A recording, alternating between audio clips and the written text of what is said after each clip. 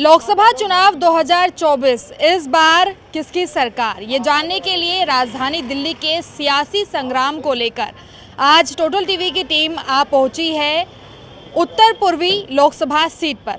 आपको बता दूं कि ये सीट कई मायनों में प्रसिद्ध भी है, क्योंकि यहाँ पर उम्मीदवारों के तौर पर उन चेहरों को उतारा गया है जो कि बेहद अलग अंदाज में जाने जाते हैं। इस वक्त मेरी मौजूदगी अगर आप देखेंगे तो सीमापुरी में है।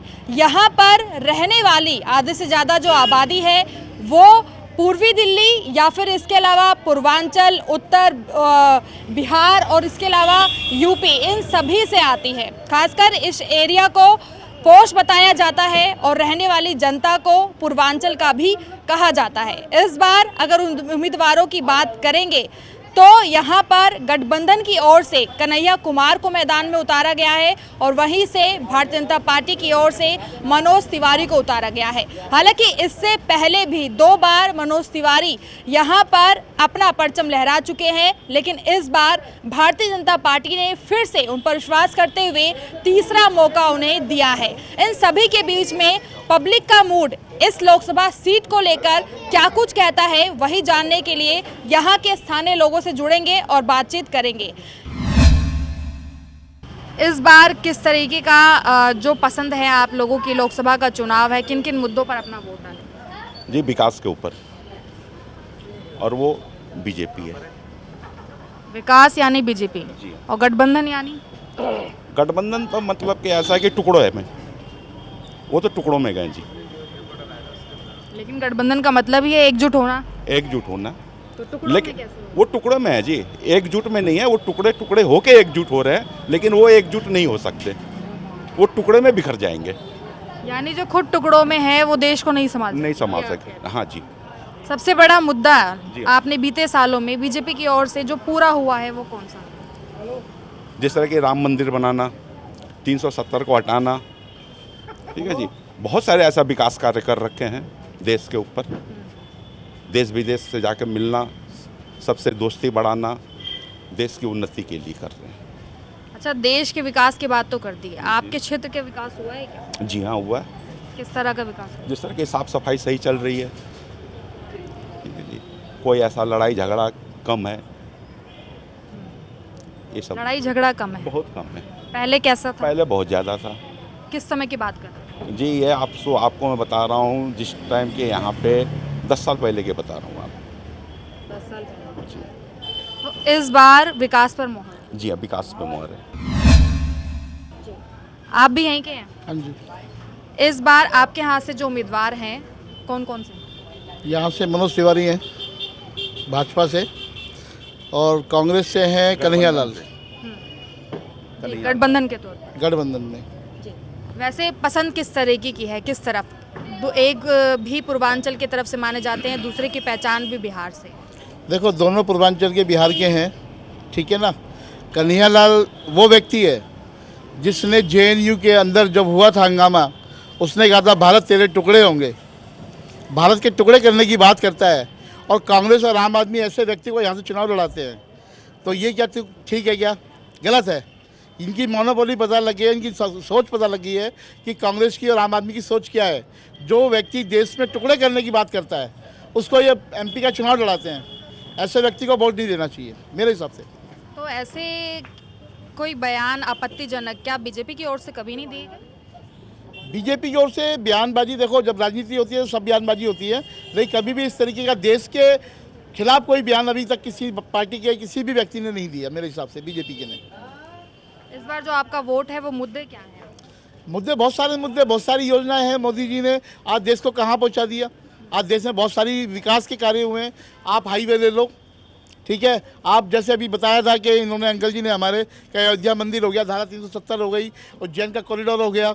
आज ऐसे ऐसे मुद्दे हैं, ऐसी ऐसी चीज़ें देश में बनी हैं जो पर्यटक स्थल बने हैं हमारे, जिससे देश को फ़ायदा होगा, वहाँ लोगों को रोज़गार मिलेगा।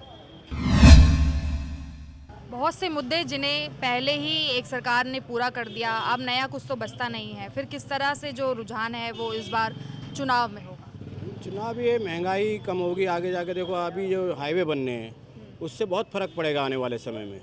ऐसा नहीं है कि क्या कहते हैं महंगाई हमेशा रहेगी। महंगाई पे विपक्ष महंगाई पे लड़ रहा है। महंगाई कब नहीं थी। आज 10,000, 20,000, 50,000 का मोबाइल चलाता है आदमी। पहले कौन सा चलाता था? पहले कौन से खर्चे थे आदमी के? आज जो कि सबको पूरा कर रहा है इस टाइम अपना परिवार को पाल के आदमी। पहले 300 रुपये 250 रुपये झाड़ी थी, आज 800-900 रुपये झाड़ी है। उसमें भी आनाकानी करता है आदमी। महंगाई बढ़ रही, पैसा भी तो बढ़ रहा है। पैसा भी बढ़ लेकिन रहा है। कह रहे हैं कि आबादी भी ज़्यादा हो गई है, रोजगार भी कम हो चुका है। तो आबादी तो जो ना करने वाला है उसके लिए बेरोजगारी है, जो करने वाला है उसके लिए काम की कमी नहीं है। इस बार आप देखिए कि उत्तर पूर्वी दिल्ली की जो लोकसभा सीट है वहाँ से जनता का मूड हालांकि अभी तक वापसी की ओर इशारा कर रहा है। आगे बढ़ेंगे और जानेंगे कि आखिर इस लोकसभा सीट में पब्लिक किस तरीके का मूड इस चुनाव को लेकर दे रही है।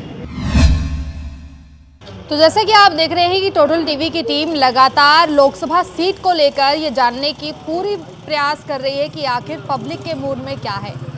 उत्तर पूर्वी दिल्ली के अभी इस वक्त गोंडा गांव में हमारी मौजूदगी है। ये गांव काफ़ी पुराना है, पुश्तैनी भी है, कई सारी चीज़ों से जाना भी ज़्यादा है, प्रसिद्धि भी है।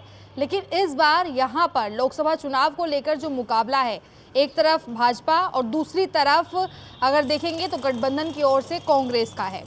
इन सभी को लेकर क्या इस बार का मतदान मुद्दों के आधार पर होगा या फिर चेहरों के आधार पर होगा या जातीय विशेष के आधार पर भी हो सकता है, ये सभी तमाम बातचीत जानने के लिए इस वक्त गोंडा गांव में हमारी मौजूदगी है, जो कि उत्तर पूर्वी दिल्ली लोकसभा सीट से आता है। जी, आपका क्या नाम है? दिनेश धामा नाम है मेरा। जी दिनेश जी, इस बार ये जो लोकसभा का चुनाव है इसमें वोट किन मुद्दों पर है?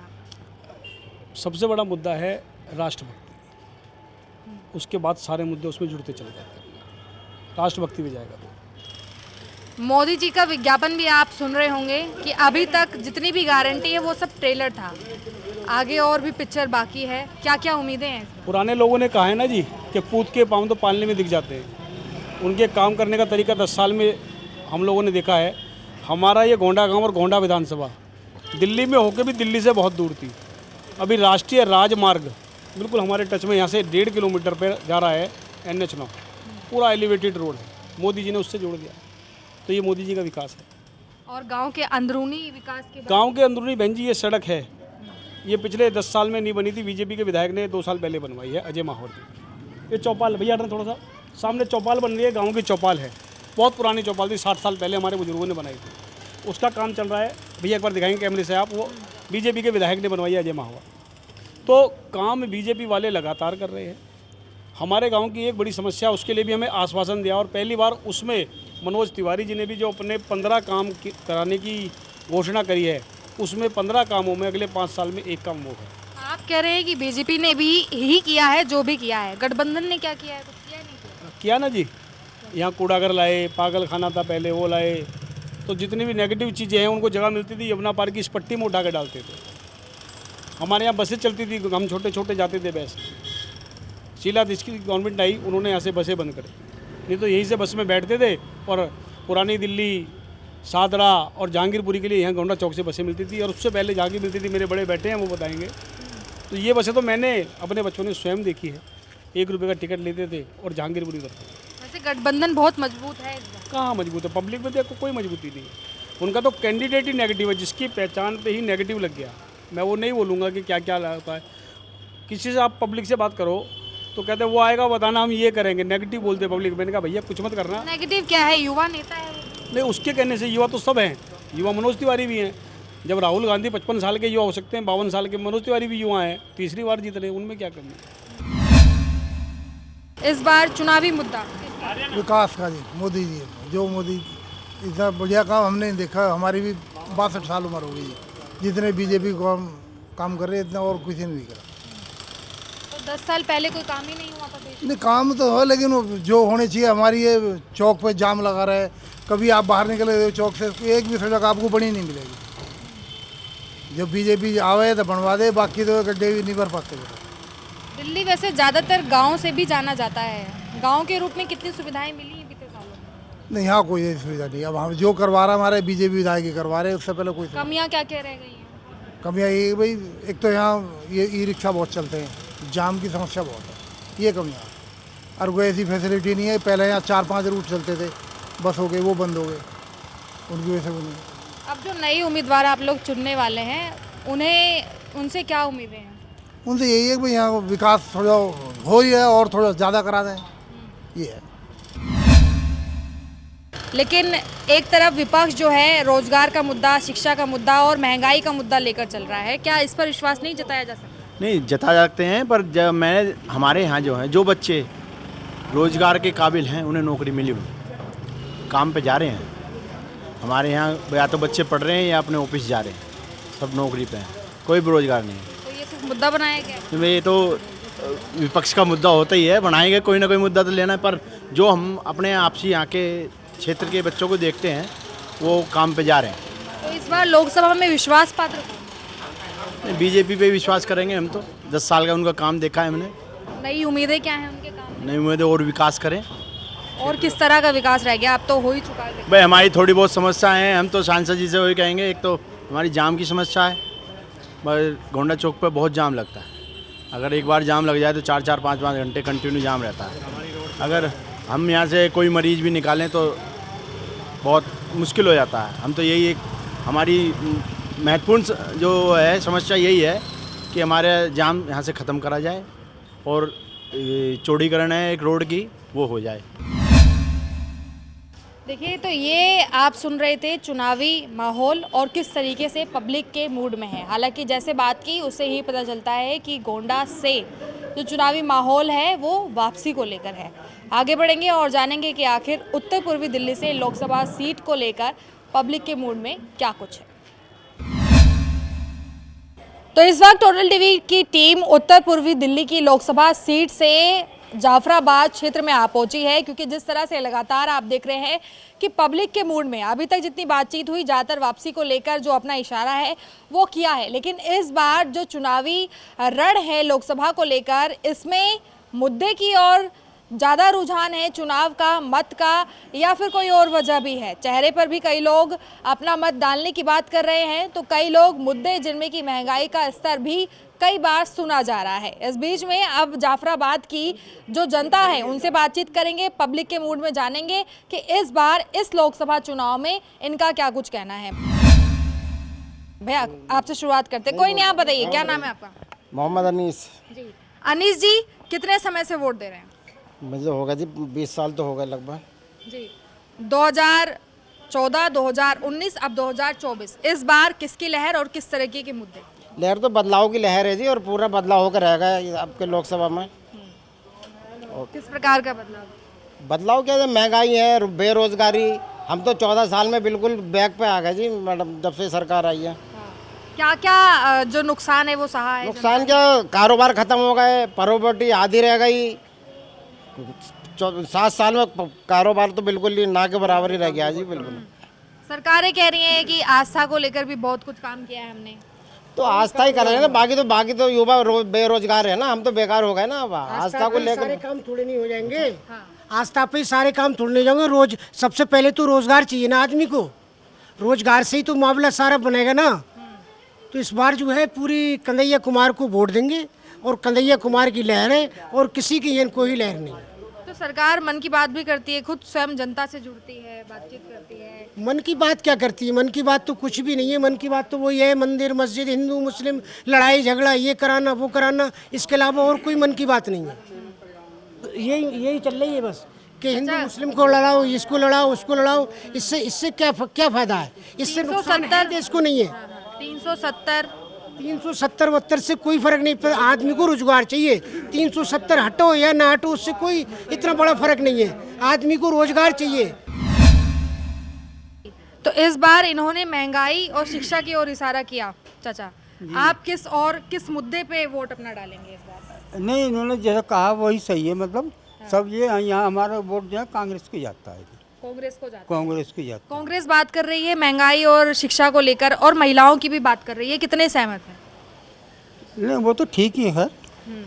ठीक नहीं है, मामला सही नहीं है। कांग्रेस वो जो ये जो मुद्दा उठाया है बहन बेटों का, ये तो आज भी चल गया है। अब यहाँ लाइन लग जाती है यहाँ पे दोपहर में। स्कूल में कोई 10 सालों में जो सरकारें कह रही है बड़े बड़े हाईवे बनवा दिए, अस्पताल बनवा दिए। वो सही करा, वो तो सही बनवाया उन्होंने। जो काम करा वो तो सही है। अच्छा, कई लोग ये भी कह रहे हैं कि जो सरकार ने किया है वो कोई और पार्टी कर भी नहीं सकती। नहीं नहीं, कैसे नहीं करता, पहले इतना काम करा सरकार ने भाई, इतने इतने शीला दीक्षित के टाइम में बने हैं, कितना विकास हुआ दिल्ली का। अब ये बाद में अब जैसे अब मोदी जी जिस स्कूल में पढ़े वो किसने बनवाया? कांग्रेस ने बनवाया नहीं बनवाया? मोदी जी जिस स्कूल में पढ़े हैं वो कांग्रेस की स्कूल नहीं था या मोदी जी ने पहले बनवाया खड़ा कर लिया जिसमें पढ़े हैं मोदी जी? ये बताइए आप। तो सब करा धरा तो सब कुछ कांग्रेस का ही है ना, हिंदुस्तान में सब करा हुआ तो कांग्रेस का ही है। अब इन्होंने थोड़े बहुत रोड बनवा दिए, ये करा दिए, हो रहा है, उससे कोई बड़ा है सबसे ज्यादा लेकिन ये कहा जा रहा है कि 70-80 सालों में जो विपक्ष रहा है उसने देश को बेचा ही है, तभी तो जो पार्टी ऐसा सब कुछ तो नहीं है, उन्होंने सब बेच दिया ना। खुश थे, सब पब्लिक खुश थी पहले सब पब्लिक खुश थी। अब तो हम 50 साल पीछे चले गए। जो 50 साल पहले जो वो थे ना, गरीबी थी, उसी जगह पे आ गए। बस मकान ही मकान दिखाई देने बने हुए, अंदर खोखले बिल्डिंग ही बिल्डिंग नजर आ हाँ, बिल्डिंग नजर आ रही है। जेब में कुछ नहीं है, जेब में कुछ नहीं है, पैसा वैसा कुछ नहीं है, सब खाली है। तो इन सब पर अगर लगाम लगाना है तो आपका कहना है तो ये दूसरी पार्टी आएगी तो वो हो सकता कुछ करे, वो कुछ कर। हाँ। आपका क्या नाम है? साजिद कुरैशी। साजिद जी, आप कब से वोट दे रहे हैं? कितने पुराने? मेरी 24 एज हो गई, 18 के बाद से वोट दे रहे हैं। अच्छा, मतलब 1-2 बार दे चुके हैं। हाँ, इस बार क्या मुद्दे होंगे एक युवा होने के नाते वोट देंगे? केजरीवाल को देंगे वोट, मनोज तिवारी का तो जी हमें पता नहीं। तो यहाँ से तो कांग्रेस को फिर आप देंगे, गठबंधन? हाँ, गठबंधन तो है, अब कांग्रेस हो कुछ ही हो, हम तो केजरीवाल को देंगे वोट। जी। वैसे बीते सालों में जो काम हुआ उसको लेकर कुछ कहना चाहेंगे? काम हुआ या फिर नहीं हुआ? कहाँ हुआ काम? यहाँ बताओ कहाँ हुआ? मनोज तिवारी ने कहाँ कराया काम? नाली का पानी आता 6 बजे के बाद, मोटर चला के देख लेना। ये सांसद है, हमें तो ये बाद में पता लगा था ये सांसद, या हमने तो वोट ही नहीं दिया। सांसद पता नहीं कैसे बने बैठे हैं मनोज तिवारी जी। यहाँ आते नहीं, बातचीत कुछ करते नहीं, कुछ पूछते नहीं, सब ऐसे ही माहौल पड़ा हुआ है। अच्छा, इनके मूड में वापसी का जो इशारा है वो दिखाई दे रहा है। वैसे आप किन किन मुद्दों पर इस बार अपना वोट डालेंगे? देखो, हम तो पहली बात तो यह है कि विकास के मुद्दों पे वोट डालेंगे। बाकी राजनीति तो बहुत हो गई है हिंदू मुसलमान की, कोई हिंदू और कोई मुसलमान, जबकि सारे ही एक इंसान हैं। लेकिन क्या है कि भाजपा कहने को तो मुद्दा रखती थी पहले राम मंदिर का, चलो जी राम मंदिर भी बन गया, जबकि उसका क्रेडिट वो खुद लेती है, जबकि क्रेडिट उसके जाना नहीं चाहिए, वो क्रेडिट का कोर्ट का क्रेडिट है। ठीक है, वो मुद्दा जो सुलटाया वो कोर्ट ने सुलटाया है, ना कि किसी सरकार ने। अब मसला रहता है जी हमारे यहाँ पे मनोज तिवारी जी का। अब सबसे बड़ी बात है, बीजेपी एक ऐसी सरकार है कि काले करतूतों की काली सरकार, कि कोई भी इंसान हो चाहे गलत कर रहा हो, कैसे ही कर रहा हो, बीजेपी में आ जाओ बिल्कुल धुलमंज के बिल्कुल साफ़ हो जाता है।